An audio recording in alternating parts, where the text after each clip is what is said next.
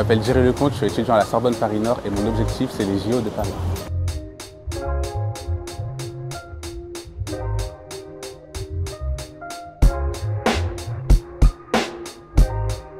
C'est un peu toute ma vie ici quoi. C'est une ville qui est riche, déjà en mixité, en culture, au niveau du sport, il y a beaucoup de talent ici. Vraiment que de souvenirs, que de souvenirs. C'est là où on faisait les courses, juste ici. Tout le monde voulait me défier, tout le monde. En classe, bon, j'étais le genre d'élève quand même qui était investi, qui participait quand même et qui travaillait. Mais j'avais ce côté hyperactif et voilà, je pense que c'était une sorte d'équilibre, une sorte de balance entre les deux. C'est ce qui m'a sauvé un peu d'être investi en cours. Les profs m'aimaient bien, clairement, c'était cool ça. Bah là, on est dans mon ancien lycée, c'est le lycée Paul-Éluard.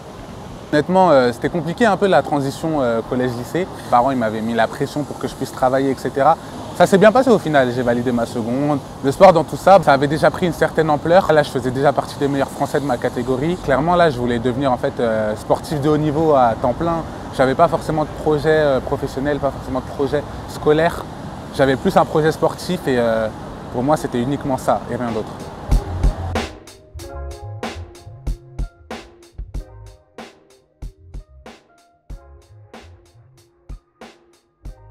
Quand je vois ça là, déjà, je pense à tous les kilomètres que j'ai parcourus, toute la souffrance, même quand je crachais du sang, eh, vas-y, c'est n'importe quoi. Non, franchement, c'est un truc de ouf. On peut traverser ou pas? Cool.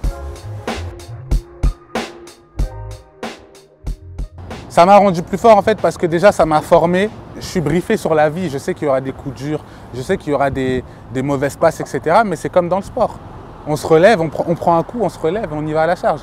Le sport, ça m'a appris tellement de choses, la persévérance, la discipline. Quand tu veux quelque chose, de bosser et d'être motivé sur le long terme, en fait.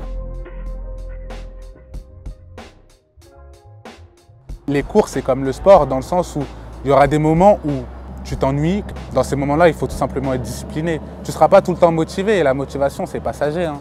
Mais la discipline, ça reste. Selon moi, rien n'est vain. Tout est formateur, et encore plus les défaites. Parce qu'on en apprend beaucoup plus en fait dans la défaite que dans la victoire. Quelqu'un qui perd, il va se dire « Ok, ça n'a pas fonctionné là, comment on va faire ?» On va se remettre en question, on va essayer d'autres méthodes, etc. Et c'est là où tu vois que c'est formateur en fait.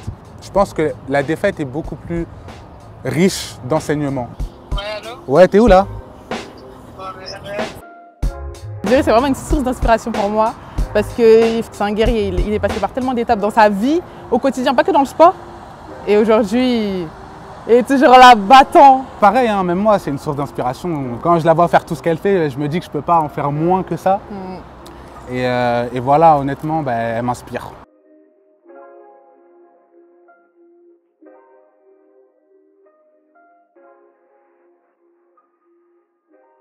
Jerry Lecomte du Saint-Denis, émotion record en 10-39 sera au couloir 2.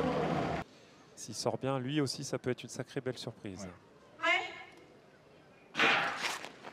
Matteo au couloir 4 avec Antoine Toraval. Pablo Matteo, Antoine Toraval, Jeff Erius qui revient très fort. Matteo et Erius qui se qualifient. Et Matteo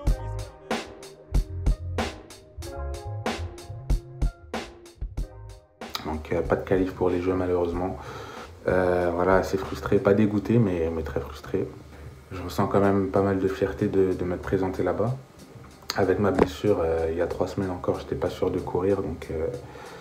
Donc là déjà c'est déjà une victoire de m'être présenté là-bas et de m'être battu avec les armes du moment.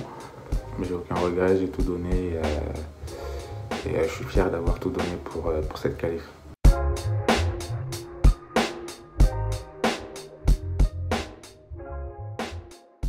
Si je suis parti en psychologie, c'était justement pour sensibiliser en fait un max de personnes sur tout ce qui est santé mentale, étant donné que c'est un sujet tabou, en tout cas dans les banlieues, puisque moi je suis un banlieusard et de ce que je peux voir, je sais qu'on est un peu en retard là-dessus. Si je peux justement aussi apporter cette aide à ceux qui sont dans le besoin de se confier ou alors de discuter pour se libérer mentalement, ce sera tout bon, quoi. Donc, voilà.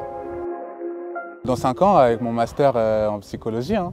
Dans 10 ans, avec mon cabinet, je me vois travailler à la fois dans le public et dans le privé, dans le sens où je pourrais travailler dans un organisme et en même temps avoir mon cabinet, m'installer en banlieue pour sensibiliser un max de personnes.